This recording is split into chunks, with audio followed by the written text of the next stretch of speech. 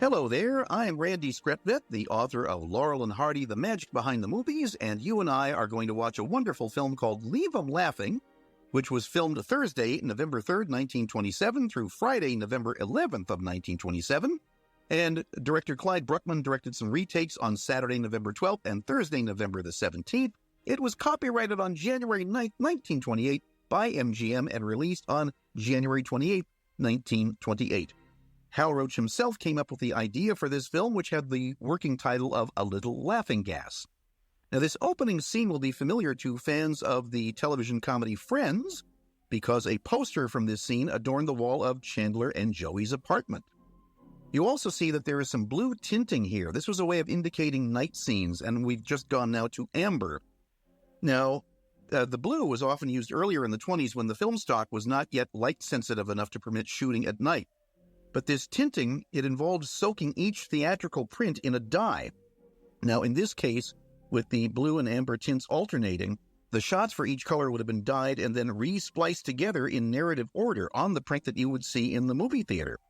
Loews Incorporated, which was the parent company of MGM, would have taken care of this because the Roach studio shipped the negatives of their films to Loews in New York for printing, and the prints were made by Consolidated Certified Prints, evidently about 300 of them for the United States, which were then sent from New York to exchanges all around the country.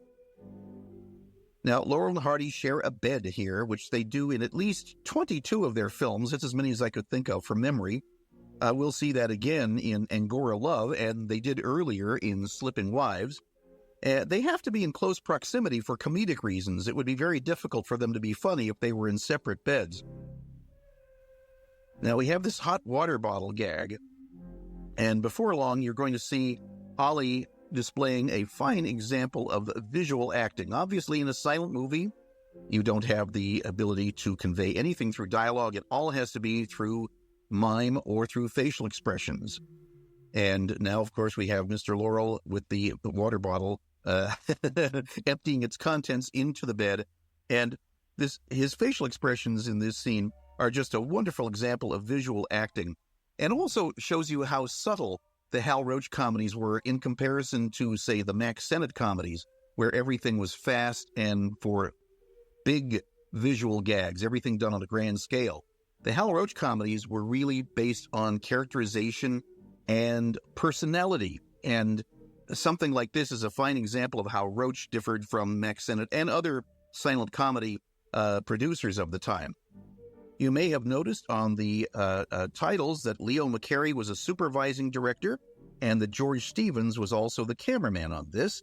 Now, Stevens photographed 37 Laurel and Hardy films, including the foreign language pictures, and Leave 'Em Laughing is his 7th film with Laurel and Hardy. Leo McCarey directed 3 Laurel and Hardy films, and he is credited as the supervising director for 11 of them. And in 1968, Leo McCarey told Peter Bogdanovich, he said, supervisor meant being responsible for practically everything on the film: story, gags, screening the rushes, editing, sending out the prints, cutting again when the previews weren't good enough. Also, sometimes it meant shooting sequences over again. And as I've already mentioned, there were retakes done on this, almost 2 weeks after the film began shooting. Now, Clyde Bruckman is the credited director on this. He had been a writer for Buster Keaton, and he only directed 21 films, but the films that he directed tend to be among the best films made by that particular personality. So with Laurel and Hardy, he directed Call of the Cuckoo, Putting Pants on Philip, The Battle of the Century, this film, Leave 'Em Laughing, and one more, The Finishing Touch, which is also in this collection. His other directing credits include The General with Buster Keaton, Welcome Danger, Feet First, and Movie Crazy with Harold Lloyd, The Fatal Glass of Beer and Man on the Flying Trapeze with W.C. Fields, and Horse's Collars with The Three Stooges, which is the film that gave us the immortal line, Moe, Larry the Cheese. Also, there is a title writer credited on this, a guy by the name of Reed Hustis. Now, the titles were normally done by Harley Marquis Walker, known around the lot as Beanie, but he was on his annual vacation to New York when this film was made. And Hal Roach said that Beanie Walker saved his money very carefully for most of the year. He always wore the same suit to work every day, but every year he would take his wife Virginia to New York and, quoting Mr. Roach, spend money like a drunken sailor. As for Reed Eustace, he was born in Philadelphia on October 13, 1882, and he combined a career in the movies with one in the newspaper business. Beanie Walker had also been a newspaper columnist. Reed Eustace edited stories for Mack Sennett in 1914 and wrote the titles for Charlie Chaplin's very first film, Making a Living. And at various points, he was the dramatic critic for the Los Angeles Examiner, a reporter for the San Francisco Call, and a sports columnist for the Los Angeles Evening Herald. And he wrote stories and titles, including the titles for Harry Langdon's 1926 feature, The Strong Man. And he concluded his movie career writing titles for 5 Roach shorts in 1928 and 1929. Leave 'Em Laughing is his only credit with Laurel and Hardy. By the way, Stan just demonstrated a pretty good right hook there, which he will do again in From Soup to Nuts and later in Blockheads. Anyway, Reed Eustace returned to the newspaper business and worked for the Oakland Tribune in the 1940s, and he died in Marin County, California at 74 on August 2nd, 1957, which oddly happens to be 5 days before Oliver Hardy's passing. You saw Charlie Hall there as the landlord. He will be their landlord again in Laughing Gravy. And they did the fanny-kicking business, which almost started to become another reciprocal destruction scene, as we will see in Your Darn Tootin'. But, of course, we're only 5 minutes into the movie, so it's a little bit early for something like that. Stan has dental problems in this film, and in reality, at this time, he had rather poor teeth, as you can see in some stills when he's laughing. He had them all pulled around 1941, when Laurel and Hardy signed with 20th Century Fox, and there is a letter from April 1st, 1963, to a friend of his named George Roessler, and he says, "Hope by now you've recovered from dental routine. That's a pretty miserable experience to go through. I got rid of all mine several years ago and have no regrets." Now, the dentist's office, there's Al Hallett and Edgar Deering there as the dental patients. The dentist's office is a locale in several short comedies, and a predecessor to Leave 'Em Laughing would be the 1914 Chaplin Keystone short, Laughing Gas. And there are several that followed. First of all, Laurel and Hardy redid this routine in their 1931 feature, Pardon Us. The Three Stooges remade the first part of this film in a short called I Can Hardly Wait, which also includes the late-at-night attempts at extraction, and also a later gag, which you're going to see, in which Ollie demonstrates how painless this will be. The Three Stooges also did many of the same gags with Shemp in the 1948 short Pardon My Clutch. That was Sam Lufkin going into the dentist's office there. And Dorothy Coburn is the desk clerk. And there's Jack Lloyd as the dentist who is wrestling with Sam Lufkin. Now, we saw Jack Lloyd in Battle of the Century as the lady who was beating the dust out of her rugs. And she's also, she is the same character in The Lucky Dog, the very first film, which has Laurel and Hardy together in the cast. We will see him later on in Their Purple Moment as a cantankerous chef. Meanwhile, as far as comedy movies with dentists, well, Abbott and Costello covered much the same ground, although with some different gags, in their 1948 feature film, The Noose Hangs High, and also in a 1952 episode of their television series. And then W.C. Fields turned the tables and was the dentist in a 1932 short for Mack Sennett. There's also, of course, a memorable sketch from the Carol Burnett Show, which had Harvey Korman as a dental patient and Tim Conway as a dentist accidentally injecting himself with Novocaine. Now, Stan is again wearing his favorite pinstriped suit, which he first began wearing in Do Detectives Think, and that suit will show up repeatedly in ever shabbier form through 1934, and as it got really worn, Stan used it exclusively for films in which Laurel and Hardy were supposed to be in dire straits financially. Here's another fine example of some facial acting, just as we had with Ollie in the bed with the water bottle. We have Stan playing to the camera and giving us some wonderful facial expressions. By the way, Stan's hair is now in full fright wig mode, as opposed to the slick down hair that he had in Sugar Daddies. When they made Pudding Pants on Philip, his hair was still growing in, having been shorn entirely for the second 100 years. And it began showing up in the now familiar style in the Battle of the Century. So by now, that hairstyle is an established trait for Stan. Now there's Jack Lloyd once again. He didn't make a lot of films with Laurel and Hardy, but the ones that he made were memorable. We are about to see a guy named Otto Fries, F-R-I-E-S. We saw him earlier in the second 100 years as one of the French prison officials. And his association with the Roach Studios goes back to there's Otto Fries right there. He goes back to 1918 and Harold Lloyd shorts at the Roach Studio. He was born in St. Louis on October 28, 1887. A very busy movie actor from 1920 until he died in Los Angeles on September 15, 1938, just a few weeks shy of his 51st birthday. In 1920, he was making Lloyd Hamilton comedies under the direction of Charlie Chase, and he appeared with Stan Laurel in The Weekend Party in 1922, and with Laurel again the next year in The Handyman. He appears in 6 Laurel and Hardy comedies, primarily as a dentist here and also in Pardon Us. He does the same gag all over again in Pardon Us. You'll also see him as a high-strung chef in From Soup to Nuts. And he's also Spanky McFarlane's excitable father in an Our Gang short called The Kid from Borneo. With the Marx Brothers, he is the ship's officer who gets his mustache trimmed with one snoop too much by barbers Harpo and Chico. And again, he played a variety of blustery types in A movies and B movies and shorts until he passed away. He's in 16 films in 1937 alone. Now, having seen the wonderful facial performances of Mr. Hardy with the water bottle and Stan with the anesthetic, we're going to have another fine example of this.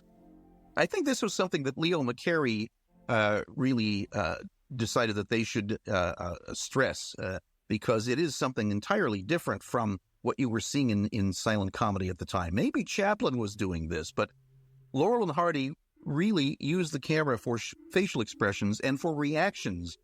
As Hal Roach said, you'd do the gag, and then you'd get Hardy's reaction, and then you cut to Stan for his reaction, and you cut back to Hardy for another reaction, so you'd get 3 laughs in addition to the one that you got for the original gag. Now, there are some stills, which you will see in the photo gallery for this film, which show Stan getting the anesthetic, and there's Ollie, there's Otto Fries, Jack Lloyd, Dorothy Coburn, and Viola Richard, all of them tussling with him. Now, such a scene does not exist in the film. If it did, it would happen right here. And who knows, it might have been planned and then cut, because as we know, there were some retakes made. And since there's, I think, 2 or 3 stills showing that sequence, it's quite likely that they actually did film it.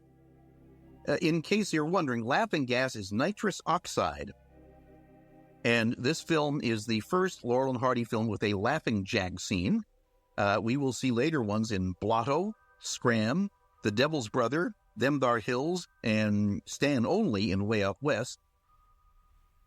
Now, Viola Richard, there as the nurse, we saw her earlier in Why Girls Love Sailors, and we'll see her again prominently in Should Married Men Go Home.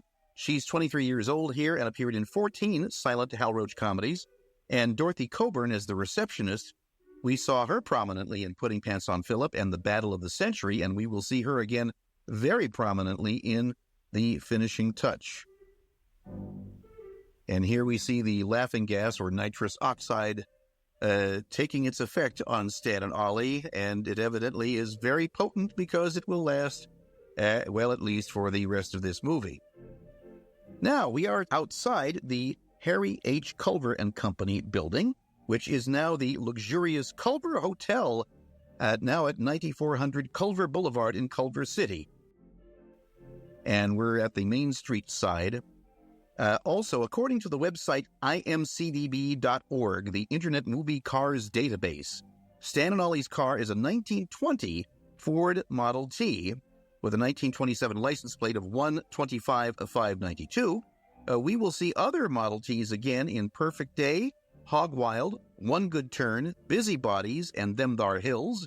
Probably a few others that I've forgotten. And once again, that is the main entrance now for the Culver Hotel that you just saw there in that long shot like that right there. People who love old cars love this movie because there are several vintage cars, usually most of them about 5 or 6 years old in this film. Here is a red and white cab company car, and Bob Minford is the cab driver. Now, the building that you see at left is 3853 Main Street now. That's the number now. And the building in the background there, just above Bob Minfer's head, is now 9345 Venice Boulevard. And happily, much of this area of Culver City still looks the same. There's Edgar Kennedy. This is his first film for Hal Roach, of 54 that he would appear in through October of 1930, the last one being the boyfriend's comedy Love Fever. He's 37 years old here because he was born April 26, 1890, in Monterey County, California. Now, he had been a professional boxer in his youth, as were a lot of people who worked at the Hal Roach Studios, but he gradually left pugilism for the theater, and he toured the country in musical comedies. He came to Los Angeles and made his first movie, Brown of Harvard, for Sea Leg in 1911, and the next year he started working with Max Sennett, for whom he appeared in dozens of comedies through 1919. And he went freelance the next year and appeared in short comedies for Fox and played supporting roles in features for many studios. He directed 25 films from 1923 through 1932, starting with a film called His Wife's Son at Fox and finishing with Blondes by Proxy at RKO. He also directed 7 shorts at Universal in 1926. And he was busy at the Roach lot from 1928 through 31, although he still appeared in films for other producers like Welcome Danger for Harold Lloyd. After he left Roach in 1931, he began starring in a series of short comedies for RKO called The Average Man, which ran until he died from throat cancer on November 9th of 1948. But during this time, he continued to make memorable appearances in features like Duck Soup with the Marx Brothers, and his next to last picture was Unfaithfully Yours for Preston Sturges, and he had some wonderful scenes as a classical music-loving detective. He was kind of the polar opposite, really, of Jimmy Finlayson, because Finlayson exploded in anger, and Kennedy tried to suppress everything. With his slow burn, he would twist his face and rub his bald head in determination not to let his emotions get the best of him, but they always did.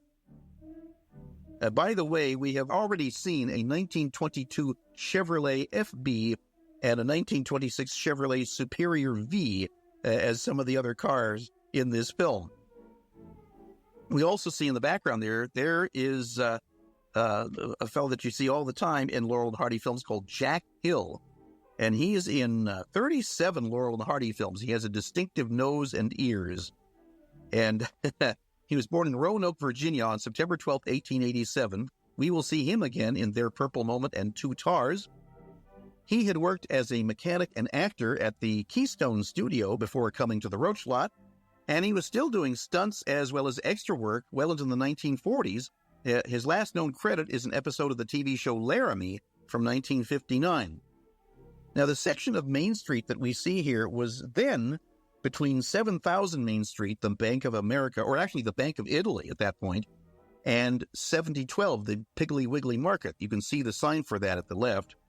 This has since been renumbered to 3853 to 3833 Main Street. So if you're going to go sightseeing, those are kind of the numbers to look for. 3853 through 3833 Main Street. Those are the businesses which are most often visible in the Laurel and Hardy comedies.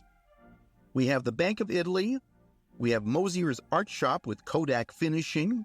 And you will also see the E.N. Ostrom Optometrist and the Culver City Department Store. Also, you'll see the Cute Kitty Shop at 3846 Main Street. That's what it is now. Now here's an interesting joke. Now, Kennedy loses his trousers. And Hal Roach, when this film was released, he was in the middle of a 5-month tour around the world. And when he was in Germany, the German people from MGM asked him to come to a theater and watch this film. And Roach said, right in the middle of this, they put in a German title which said, "He looks like a washerwoman."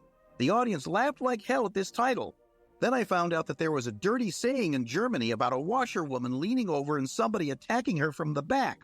But the scene was very funny without any title, and I couldn't see why in the world they put a title in it like that.